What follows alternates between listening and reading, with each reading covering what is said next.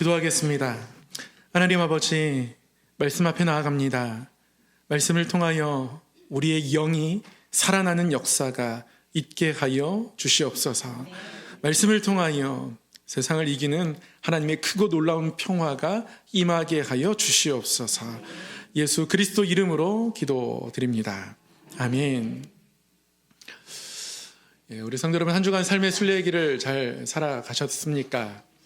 오늘은 이처럼 사랑하신 하나님이라는 제목으로 함께 말씀을 나누려고 합니다. 여러분, 물건을 살 때 보면 물건에 가격이 매겨져 있습니다. 이 가격은 아마 물건의 가치를 숫자로 환산하는 것이겠죠. 비슷해 보여도 가격 차이가 많이 날 때가 있어요. 이 물건은 그만큼 귀하다는 뜻일 겁니다. 재료가 바뀌어서 재료가 더 좋은 것이든 아니면 그것을 만든 사람이 장인이든 어떤 물건의 가격이 더 높은 데는 이유가 있습니다. 그런데 상표를 다 띄고 어떤 물건을 제시하면 그 물건의 가치를 알아보는 것은 쉽지 않습니다. 이게 왜 비싼지 잘 모르겠는 거예요. 설명을 해줘야 이 가죽은 이런 것이고 누가 만들었고 어떤 공정이 있고 어떤 기술이 집약되어 있어서 이게 비싼 겁니다. 가치를 설명해줘야 합니다. 제가 작년에 대학 때 선교단체 한 선배님으로부터 운동화 하나를 선물 받았습니다. 근데 제 취향에는 별로였어요. 늘 신발장에만 있었습니다. 저거를 신발장에 자리 차고 있는 게 다른 사람 줄까 말까 이런 생각을 하면서 늘 바라만 봤는데요. 그냥 안 신은 신발 준 것 같아서 그냥 받아서 왔는데 근데 최근에 그런 얘기를 해주시더라고요. 신발 잘 신고 있냐? 그래서 그냥 잘 신고 있다고 성의껏 대답을 했습니다. 잘 신고 있다고 그랬더니 그거 리미티드 버전이야. 그러면서 그게 그 브랜드의 몇 년 리미티드 버전이어서 한국엔 몇 개 없는 거예요. 다른 사람 안 주길 잘했습니다. 저는 그 가치를 잘 몰랐습니다. 그냥 그 형님이 안 신다가 안 신는 거라서 준 거여서 그냥 받아온 거였고, 물론 감사하긴 했지만 이게 이만큼 귀한 것인지 잘 몰랐어요. 여러분, 우리에게 은혜가 그렇습니다. 은혜가 우리가 얼마나 귀한 것인지 묵상하지 않으면, 말씀에 귀를 기울이지 않으면 잘 모릅니다. 그럼 어떤 것의 대부분의 가치가 형성될 때 희소성이라는 것이 굉장히 큰 영향을 미칩니다. 아주 귀한 재료로 만들어졌거나 세상에 단 하나밖에 없는 장인이 만들었거나 그런 사람이 그림을 그렸거나 그런 사람이 디자인을 했거나 그러면 가치는 올라갑니다. 희소하기 때문에 그래요. 여러분, 경복궁에 많은 사람들이 찾아옵니다. 외국인들이 많이 찾아와요. 경복궁 찾아오려면 그들은 엄청난 비용을 지불해야 합니다. 항공료도 지불해야 하고 숙박료도 지불해야 합니다. 그런데도 찾아옵니다. 왜 찾아오냐면 그들의 나라에는 경복궁이 없기 때문에 그렇습니다. 여러분, 100만 원 주고 경복궁 가시겠습니까? 안 가시잖아요. 늘 우리 곁에 전철 타면 볼 수 있는 거예요. 우리에게는 그만큼 희소하지가 않습니다. 희소성이 우리가 체감하는 가치에 영향을 미친다는 말씀입니다. 복음이 그렇습니다. 말씀을 묵상하지 않으면 늘 우리 가운데 가까이 있는 것이어서 그것이 얼마나 귀한지 알지 못합니다. 오늘 예수님께서 니고데모에게 거듭남에 대해서 말씀하십니다.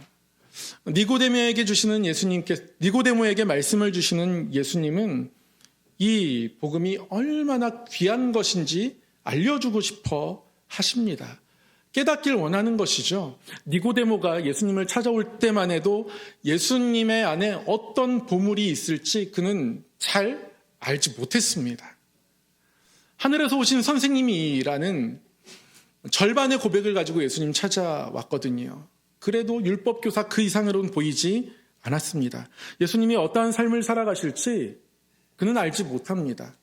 아마도 율법교사로 예수님을 부르며 고백하는 니고데모의 기대 속에서는 예수님이 뭔가 더 율법에 대해서 깊은 것을 앞으로 가르쳐 주실 수 있지 않을까, 그 정도의 기대가 있었던 것 같습니다. 근데 예수님은 니고데모에게 율법에 대해서 말씀하지 않으시고 뭐에 대해서 말씀하시냐면 자기 자신에 대해서 말씀하세요. 예수님 자기 자신을 니고데모에게 계시하십니다. 이 예수님과 만나는 것이, 더 정확히는 이 예수님과 연합하는 것이 성도의 거듭남이기 때문에 그렇습니다. 니고데모는 예수님의 말씀을 사실 받을 준비가 되어 있지는 않습니다. 예수님은 니고데모에게 거듭남을 말씀하시기 전에 니고데모의 마음을 더 여십니다. 아직 이만큼밖에 열려 있지 않거든요. 그래서 니고데모에게 앞으로 하실 말씀의 내용을 내용에 대해서 본론으로 들어가기 전에 우리는 아는 것을 말한다. 우리는 본 것을 증언한다. 이후의 이야기가 너무 확실한 것임을 먼저 확정적으로 말씀하세요. 그러면서 니고데모에게 내가 이제 하늘의 일을 말할 것인데 땅의 일도 아직 다 모르는 너희가 하늘의 일을 말하면 그것을 들을 수 있겠는가, 알 수 있겠는가, 예수님이 이렇게 의구심 어린 표현을 하십니다. 여러분, 예수님의 이 표현의 의도, 뜻이 무엇일까요? 그냥 말씀을 해주시면 되는데 말씀을 해주시기 전에 하늘의 일을 말하면 알 수 있겠어? 믿을 수 있겠어? 이렇게 이야기합니다. 여러분, 그렇게 이야기해 보신 적 있으시죠? 친한 친구랑 비밀을 나눌 때 비밀을 나눈 사람이 하는 말들이 늘 비슷합니다. 너 이거 누구한테 말할 거지? 안 말할 거야. 얘기해줘. 그러면 말할 거잖아. 여러분, 비밀을 나누려는 이 사람의 속마음이 뭡니까? 너는 다른 사람에게 발설할 게 뻔하니까 나는 말하지 않겠어. 입니까? 아니죠. 너 말할 거잖아. 라는 말을 통해서 이 비밀이 지켜지기를 원하는 강한 내 의사를 전달하고 있는 것이죠. 예수님께서 이 하늘의 일을 말하면 너희가 믿을 수 있겠느냐라고 니고데모에게 말씀하시는 이유는 이 말을 받아들여서 반드시 믿었으면 좋겠다라는 마음인 거예요. 그만큼 예수님께서 말씀하신 내용이 중요하다라는 겁니다. 예수님은 니고데모에게 이어서 말씀하십니다. 예수님이 말씀하시는 핵심 내용은 예수님 자신에 관한 것인데 예수님의 십자가입니다. 예수님이 들릴 거라는 거예요. 하늘로 올라가는 최종의 결론을 말씀하시는 것이기도 하지만 그 가운데 있는 십자가를 말씀하시기도 합니다. 매달림이기도 하거든요. 예수님이 십자가에서 매달릴 것을 예수님께서 말씀하고 계십니다. 그런데 예수님께서 니고데모에게 이 말씀을 하시면서 니고데모가 잘 알고 있는 구약의 한 사건을 연관지어 말씀하세요. 바로 불뱀 노뱀 사건. 우리 성도님들 아시는 분 계실 겁니다. 들어보셨을 거예요. 불뱀 노뱀 사건. 이스라엘 백성들이 광야의 여정을 굉장히 길게 걸었습니다. 목적지가 이제 얼마 남지 않은 시점이에요. 조금만 더 가면 됩니다. 한 3, 4일 정도 직선으로 쭉 올라가면 가나안 땅 도착인데요. 그런데 그 길이 막혀 있습니다. 에돔 땅에 막혀 있고, 그래서 이스라엘 백성들이 너무 지쳐 있는데 또 돌아서 가야 된다라는 거예요. 이스라엘 백성들이 이것을 받아들이지 못합니다. 그래서 아주 강하게 반발합니다. 모세에게 반발하고 하나님께 반발하죠. 불뱀 노뱀 사건이 있기 직전에 이스라엘 백성들이 뭐라고 반발하냐면 더 이상 그렇게 못 가겠다는 거예요. 그러면서 이제 할 만큼 했다는 거죠. 이 하찮은 음식을 우리가 더 이상 못 먹겠다라고까지 그들은 표현합니다. 하나님 주신 은혜와 그 인도하심 자체가 그들에게 전혀 은혜로 고백되지 않는 거예요. 하찮은 것이 되어 있습니다. 그런 그들에게 하나님 진노하셔서 불뱀을 보내셨고 많은 백성이 뱀에 물려 죽어가는 위기에 처합니다. 그제서야 백성들은 살겠다며 자기의 죄를 고백합니다. 그리고 살려달라고 모세에게 하나님께 간구하죠. 이때 하나님 모세에게 놋으로 뱀을 만들어서 장대 위에 높이 달라고 명령하십니다. 그리고 불뱀에 물린 자라 할지라도 그 놋뱀을 바라보는 자가 다시 생명을 얻게 됩니다. 여러분, 아주 큰 감동이었을 거예요.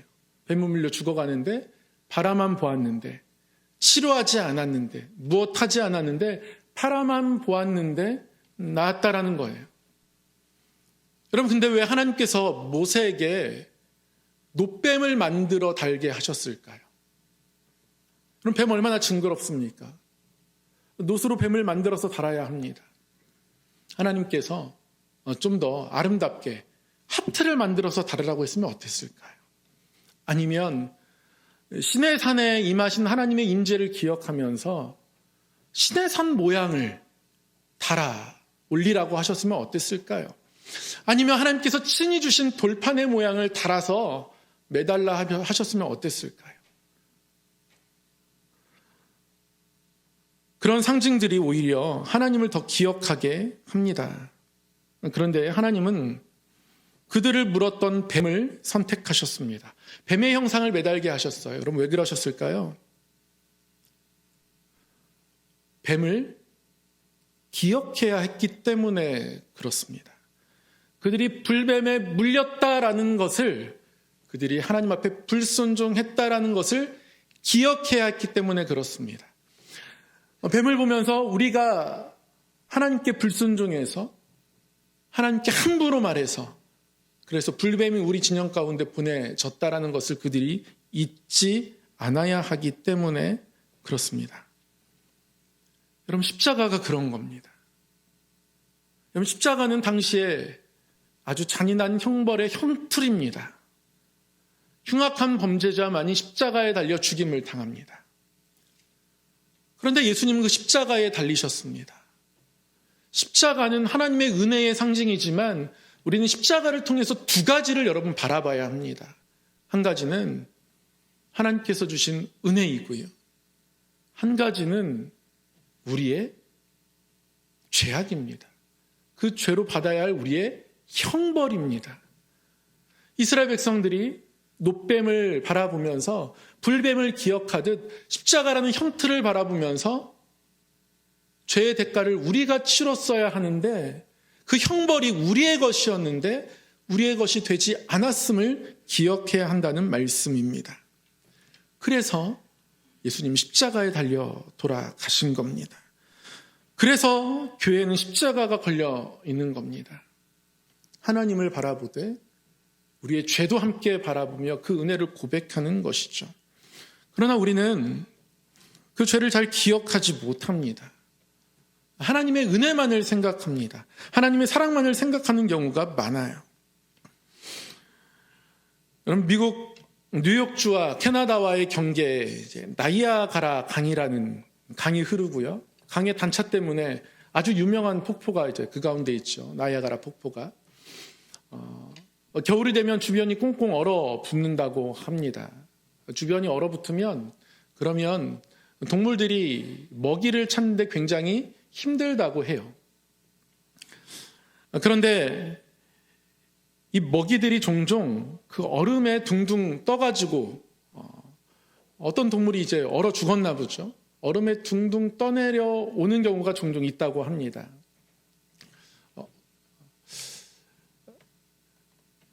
독수리들이 먹이를 찾기 위해서 겨울에 강 주변으로 많이 모여드는데 이 독수리가 그래도 하늘을 정말 멋있게 나는 새 아니겠습니까? 그런데 이 독수리가 종종 폭포에 떨어져 죽는 경우가 생긴다고 해요. 여러분 독수리가 왜 떨어져 죽겠습니까? 저는 떨어져 죽죠. 당연히. 날지를 못하니까. 근데 독수리는 정말 멋있게 나는 그런 동물인데 왜 떨어져 죽겠습니까? 얼음 위에 있는 먹이를 독수리가 먹는데요. 욕심이 지나쳐서 계속 먹어요. 그러면 얼음에서 발에 힘을 딱 주고 발톱을 얼음에 고정하고 먹이를 먹거든요. 적당히 먹다가 날아가야 합니다. 왜냐하면 폭포가 있으니까요. 그런데 그 뒤에 뭐가 있는지 알지 못하고 계속 먹이를 먹으면 발톱이 얼어붙습니다. 계속 수증기가 밀려오고 바람은 불고 발톱을 뺄 수 없는 지경이 되어져요. 폭포에 얼음이 떨어질 때 이제 날아야겠다 생각하지만 그런데 독수리가 날 수가 없습니다. 발톱이 얼음에 너무 강하게 얼어붙어 있습니다. 이런 독수리는 얼음과 함께 떨어져서 먹이를 먹다가 죽게 되는 거예요. 여러분 독수리가 그 앞에 폭포가 있다는 것을 알지 못하기 때문에 그렇습니다. 그런데 먹이를 먹는 동안에는 나는 행복하다, 평안하다, 안전하다 이렇게 생각할 거예요. 우리는 우리의 영적인 현실을 우리의 본질적인 죄악으로 인하여서 결국 멸망하게 될 존재였다는 것을 잊고 살아가는 독수리와 같습니다. 강에 잘 떠가고 있으니까, 그러니까 우리는 계속 이렇게 강에 잘 떠가는 존재다라고 생각을 하는 것이죠. 그러나 강 끝에는 사실은 멸망이 있었습니다. 그 멸망 가운데 우리를 두지 않기 위해서 하나님은 예수 그리스도를 우리에게 주신 거예요. 여러분, 우리가 예수 그리스도를 바라볼 때에 우리가 어떤 존재인지도 함께 바라봐야 합니다. 그래야 그 구원이 얼마나 귀한 것인지 우리에게 더 절실하게 또 더 깊이 다가오게 됩니다. 예수님께서 말씀하십니다. 인자도 들려야 할 것이다. 십자가에 매달리게 될 것이다. 그러면서 말씀하죠. 하나님이 세상을 이처럼 사랑하사 독생자를 주셨으니 이는 그를 믿는 자마다 멸망하지 않고 영생을 얻게 하려 하십니다. 이처럼 사랑하셨는데요. 멸망할 존재이기 때문에 그대로 둘 수 없어서 사랑하신 겁니다. 그래서 그 생명을 구원하시기 위해서 십자가에 예수 그리스도를 매달리게 하신 겁니다. 그 십자가를 바라보는 우리의 마음은 노뱀을 바라보는 백성들의 마음과 같아야 합니다. 이게 성도의 거듭남입니다. 거듭남 성도는 십자가를 바라볼 때마다 나의 죄의 현실을 함께 바라봅니다. 그래서 지난주에도 말씀드렸지만 칼빈은 거듭난 성도에게는 죄에 대한 아픔이 있다라고 고백합니다. 거듭났기 때문에 죄가 우리를 더 이상 지배하지 못하니까 우리는 자유롭고 그래서 회개할 필요도 없고, 그럼 이건 이단이에요. 구원파 이단은 이렇게 이야기하지만 그렇지 않아요. 거듭난 성도는 오히려 나무에 달린 예수 그리스도, 십자가의 예수 그리스도를 바라보면서 나의 죄에 대한 아픔을 갖습니다. 그런 우리를 하나님이 사랑해 주셨음을 마음으로, 온 영으로 고백하는 것이죠. 사랑하는 성도 여러분, 이 거듭난 성도의 모습이, 마음이 우리 가운데 있기를 원합니다. 하나님 세상을 이처럼 사랑하셨습니다. 이는 그를 믿는 자마다 멸망하지 않게 하기 위해서, 영생을 얻게 하기 위해서 하나님 그렇게 하셨음을 여러분 기억하시고 믿으시며 더욱 하나님 앞에 가까이 나아가는 성도 되기를 간절히 소망합니다. 이렇게 하나님께서 십자가에서 예수 그리스도를 바라보며 우리가 어떤 존재였는데 하나님이 이렇게 사랑하셨는가를 바라보게 하셨다면, 그러면 그 이후에 우리의 삶은 당연히 바뀌어야 합니다.